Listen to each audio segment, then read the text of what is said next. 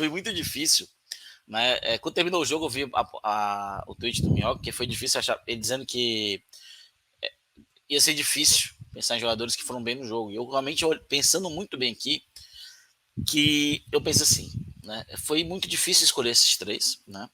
Terceiro lugar para mim fica com o Fernando Miguel, foi bem. Apesar que eu acho que talvez o primeiro gol desse para pegar, eu acho que ele foi bem, ele salvou muito bem em muitas jogadas. Ele evitou um desastre muito maior com defesas importantes, como a cabeçada do Tiquinho Soares ali aos 15 do primeiro tempo, como a jogada do Júnior Santos ali no final do jogo. Muito bem o Fernando Miguel para mim, terceiro lugar. Segundo lugar para mim, fica o Moisés. Ele errou muito, mas porque ele tenta muito, né? Ele tenta muito. Então, o Moisés, ele fez o gol importante, como eu venho falando já algumas rodadas. Se o Fortaleza quer ficar na Série A, se o Fortaleza almeja algo, passa muito pelo Moisés. E mais uma vez, é o quinto jogo seguido que ele participa de gol, ou faz gol e participa de gol, né? Então ele mostra quão decisivo ele é nesse momento da Série A. E por último, né? O primeiro lugar para mim, e eu acho que vai ser uma opinião muito muito impopular, mas tudo que o Fortaleza fez no jogo hoje foi passando pelos pés dele. Foi o Thiago Galhardo. Pênalti com o Galhardo, o gol com o passe do Galhardo, a jogada de maior perigo no jogo, Thiago Galhardo. Tudo hoje passou. Quando o Fortaleza criou ou fez alguma coisa, tudo passou pelos pés de Thiago Galhardo. E o que resume muito o jogo de hoje, né?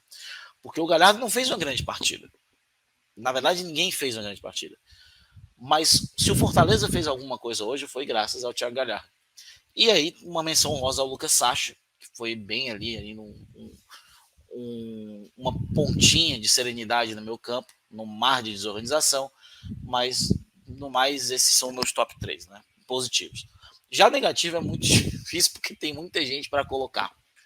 Né? Para mim, o terceiro pior em campo se chama Robson. Eu acho que ele nem ia entrar nessa lista. Eu acho que ia entrar um dos zagueiros, o Benevenuto ou o Tite, que foram muito mal no jogo. Mas o Robson entrou porque teve o agravante de tomar a bola do Galhardo e bater o pênalti, basear aquela coisa horrorosa. Muito mal no jogo, errou tudo, errava reposição, errava tudo. Muito mal no jogo. Em segundo lugar, vão ser os dois que saíram no intervalo, na minha opinião.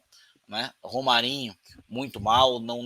Romarinho completamente inócuo na marcação do Marçal. O Marçal fez o que bem entendia. Muito mal na partida. Foi justa. E para mim o pior em campo, que é um jogador que já vem entrando nos negativos nas últimas rodadas, e eu já venho falando que ele não merece o prestígio que ele está merecendo. Acho, inclusive, que o Fortaleza ter comprado ele nesse momento foi um pouco precipitado. Foi efeito Felipe Coutinho, né, com Aston Villa. Foi o Zé Wellison. O Zé Wellison, desde que voltou de lesão, não está bem. Hoje, para mim, foi o pior em campo. Não adianta ter sido substituído no intervalo, quando o estrago já estava feito. Né? O estrago imposto da falta de domínio, até porque o jogo não era dele. O Botafogo com o meu campo de certa intensidade, com o Zé Wellison no meu campo, o Zé Wellison não é um jogador intenso. As melhores partidas do Zé Wellison na temporada foram com outros dois volantes. Né? Foram as melhores partidas do Zé na temporada, porque ele não é um jogador intenso. Então ele foi, eu não digo que ele foi ocupado, mas ele, dentro disso tudo, ele foi realmente o pior em campo. Foi muito mal. E é um jogador que eu não estou entendendo o prestígio dele com o Vojvoda, quando ele claramente, entre os 4 volantes que estão atuando, ele é o que vem rendendo, e não é de pouco não, é muito atrás dos outros 3. E eu não entendo mesmo como o Fortaleza, tendo o Felipe, tudo bem, não tá bem, tá mal, teve jogos ruins, mas é um jogador de 291 jogos pelo Fortaleza, um jogador que é titular do time, entrando e saindo técnico desde 2016, seja como lateral direito, seja como volante, é de longe o volante mais talentoso que o Fortaleza tem no elenco. Eu não entendo como um jogador desse nível, já tentaram recuperar tanta gente, já forçaram tanta gente, como é que esse jogador está afastado do time titular, esperando negociação que a gente não sabe se vem ou não. Não entendo. Que gestão de elenco é essa? Porque quando era só o Felipe Alves ano passado é uma coisa. Agora já foi Felipe Alves, já foi Quinteiro, já foi Kaiser, já foi isso, foi aquilo. São pessoas que vão Um ou dois jogadores no espaço de um ano e pouco, tudo bem. Já estão indo para os quintos, sextos. A gente estava no jogador de quase 300 jogos pelo clube sendo afastado por indisciplina. Não existe isso. Não existe isso. Me desculpem. Não existe o Fortaleza afastar um jogador do tamanho do Felipe para a instituição, dizendo que está esperando a negociação. Me desculpe, isso não existe. E não existe também o prestígio que se dá ao Zé Wellison fazendo as atuações que ele vem tendo. Vem muito mal. Um positivo que eu esqueci aqui, não é no top 3, mas ele jogou muito bem, que é o Otero. Acho que ele entrou bem hoje no jogo, vale a menção, Otero. Ele que é o cosplay do Toquinho, né? Não o Toquinho cantor, Toquinho influencer, a cara do Toquinho. Até o cabelo tá pintado da cor igual. Então, eu queria fazer essa menção ao Otero também. Vai lá, Minhoca, sua vez. Bem, vamos lá, né? O meu pódio positivo é muito parecido com o do Luca. E aí, para mim, eu não acho... Vou até começar pelo primeiro. Para mim, eu acho que quem menos comprometeu de uma maneira geral e que foi mais regular foi, para mim, realmente, ainda foi o Fernando Miguel, certo? Acho que o Fernando Miguel, até na jogada do gol que o Luca mencionou, que era defensável, eu concordo, era defensável, mas não dá para considerar falha, até porque foi um chute rápido, a defesa deu liberdade, né? O Zé Wellison deixou o jogador chegar muito livre ali jogado, o Brits errou também. Então, acho que o Fernando Miguel, assim, se não for uma goleada maior, que seria um vexame, é bom deixar claro, o 3-0 já estava sendo um vexame, 2-0 já estava sendo algo totalmente inadmissível. Se não for um vexame maior, Fernando Miguel era o grande responsável. O segundo, e aí eu concordo muito com o Luca, na verdade eu tenho falado muito dele antes mesmo dessa partida, e eu já tinha falado, acho que antes até mesmo do jogo contra o Fluminense. Eu tinha falado do jogo do Bragantino, da derrota para o Bragantino. Naquele jogo do Bragantino, que o Fortaleza perdeu, foi o último jogo que o Fortaleza tinha perdido, eu destaquei, o Galhardo foi um jogador muito importante nesse primeiro jogo dele.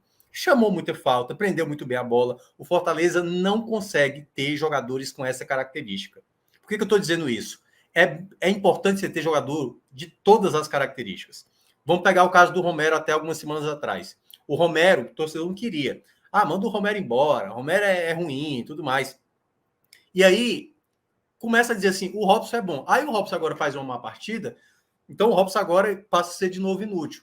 Quando você precisa ver as características do que se encaixa. O Robson é um jogador de muita entrega, é um jogador que não desiste, é um jogador que vai errar, é um jogador que vai acertar uma jogada que pouca gente vai acreditar. Então, nesse aspecto, o Galhardo, para mim, é um jogador muito inteligente. Ele é um jogador que consegue pensar algo que às vezes falta, exatamente ao jogador do Ceará, ao jogador de Fortaleza, no setor ofensivo, que é um jogador que consegue encontrar um passe, como ele deu esse passe para o Moisés, ou até mesmo na característica de ter um jogador que consiga conduzir essa bola mais à frente, chamar uma falta, prender uma jogada no ataque, mesmo ele tendo tido erros também durante esse jogo. Então, mesmo eu citando o Galhardo com os pontos positivos, ele teve falhas também, certo? Ele não foi um jogador que... Eu acho que o grande problema é que o Galhardo, às vezes, chega no Fortaleza com uma expectativa muito alta, tal qual era o Romero, mas muito mais por uma questão de que estava um jogador próximo com o Ceará, quando na verdade veio para o Fortaleza. Mas eu acho que o Galhardo, na média, é exatamente isso que a gente vai ver como na partida de hoje. Um jogador que tem acertos, que tem erros e que é um jogador diferenciado. É um jogador que consegue encontrar uma jogada de mais efeito. Então, por isso, para mim, ele vai na segunda colocação. E o terceiro que eu vou colocar, deixa eu até ver aqui, o meu não vai ser o Sacha, também acho que eu vou entrar com uma menção. Ou não? Eu vou colocar o Sacha, o Sacha na terceira, porque o Moisés, eu acho que ele perdeu muita jogada de 1 contra 1, segurando demais a bola. Eu acho que ele ainda é o melhor jogador, fez um belíssimo gol, aliás, mais um gol que ele faz, né? Não foi importante como dos outros, mas o Moisés eu ainda acho que ele foi mais abaixo do que o Sacha. Eu senti o Sacha mais regular durante o jogo, foi mais... Não teve tanta oscilação como o Moisés, sabe? O Moisés eu acho que teve problemas. Então, para mim, esses foram os 3 destaques positivos, com a menção ao Moisés. Para o lado negativo, eu vou fazer um pódiozinho de Stock Car, viu? Para mim é um quinteto aí. Vou começar com o Tite, certo? O Tite, para mim, já deveria ser... E olha que, assim, eu elogiei o Tite aqui até mesmo nessa recuperação. Ele passou a fazer bons jogos. Mas no jogo do São Paulo, já olhei de novo aquele Tite chegando atrasado, não subia. Hoje, teve umas 2, 3 jogadas que o Tite ficou plantado no chão. Que o zagueiro, enfim, a pessoa que cabeceou do Botafogo subiu com muita tranquilidade. Não dá para um zagueiro ficar no chão com uma bola aérea, pô. Não dá. É inconcebível. E aí é onde entra o problema. Que eu acho que pode ser resolvida com uma troca que o Vojvoda fez durante o jogo. O Brits foi para a zaga e aí ele colocou um outro jogador ofensivo, mas que pode ser mais para frente uma dupla de zaga, Benevenuto com Brits, tendo a volta ali do Tinga do lado direito. Pode ser uma alternativa. Até Fica porque muito baixo, Tinga... não? Para o time que... até porque eu acho que também o próprio Brits não tem também um bom jogo aéreo. No jogo do São Paulo eu até tinha destacado. Mas o que eu estou querendo dizer é o seguinte, o Fortaleza tem uma dificuldade na bola aérea com o Tite em campo. Para mim tem uma dificuldade. Que aí eu entro no quarto jogador, Luca, que é exatamente o Brits. Eu senti hoje que o Brits fez a pior partida dele com a camisa do Fortaleza, mas muito abaixo, assim, sabe? O Brits é um jogador que estava sendo fundamental em muitas jogadas, ele não deixava o jogador passar, e hoje o lado direito do Fortaleza, principalmente no primeiro tempo, foi muito vulnerável, porque o Brits não estava com a imposição física. Teve momentos que o Brits até, ele errou passe em algum momento, e eu fiquei focando assim, pô, o Brits hoje está irreconhecível. Ele errava o passe e ele até, sabe assim, ficava brigando com ele mesmo, tipo assim, cara, eu tô muito mal, assim, sabe, como se ele entendesse que não estava vivendo realmente uma boa tarde. Então, eu acho que, assim, pela expectativa e pelo que já mostrou até então, na partida de hoje, o Brits também vai ter que entrar nesse pódio, mas eu coloco ele na quarta colocação. E aí, os 3 primeiros é exatamente o que o Luca mencionou.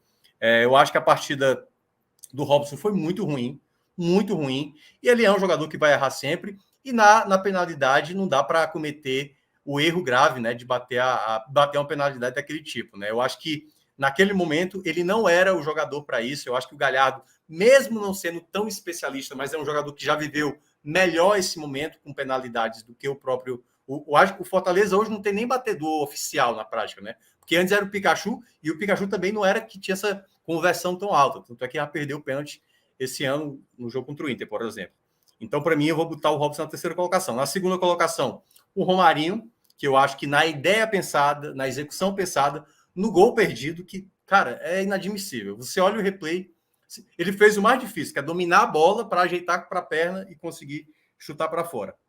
Mas o Romarinho muito mal na partida. Eu acho que o contexto do Romarinho é mais para um contexto de eu estou ganhando, preciso do contra-ataque, pode colocá-lo. Ou então, no caso, ser o Pedro Rocha. Mas eu acho que para ser titular, o Romarinho é um jogador que não dá para confiar para resolver jogo. Ele não é um jogador confiável para resolver jogo, na minha avaliação. E o primeiro colocado, o Zé Wellison. O Zé Wellison foi muito mal. Acho que não merecia mesmo essa titularidade. E eu até tenho receio, pelo que o Luca mencionou, que é o seguinte. Eu tenho receio do Vojvoda fazer do Zé Wellison o que foi ali com o Jussa em boa parte do campeonato. Meio que explicar o seguinte. Para fazer o jogo posicional, esse é o cara ideal. Eu entendo o que ele quer dizer, porque tem a questão do vigor físico, mas eu acho que o posicionamento, às vezes, do Zé Wellison, ele não dá a perfeição ali com o Lucas Sacha, entendeu? Quando a gente viu o Lucas Sacha muito bem, foi com o Ronald, ou até mesmo com o Zé Wellison, mas tendo o Ronald, Ronald juntamente com... Qual era o outro que jogava antes do Zé Wellison voltar? Tava o Crispim. Era o Crispim, né? É verdade, porque era Ronald, Sacha com Crispim, exatamente. Então, eu acho que na ideia, se é para fazer um time com 2 volantes, eu acho que o Ronald apresentou mais regularidade nesse momento, do que o Zé Wellison. Acho até que o Zé Wellison ele pode melhorar, mas o contexto que o Zé Wellison apresentou grandes jogos era um contexto que o Fortaleza sofria mais, quando o Zé Wellison tinha a bola longa para fazer uma jogada de contra-ataque. Então, nesse momento, não acho que o Zé Wellison seja a peça ideal, e para mim hoje foi o pior do jogo.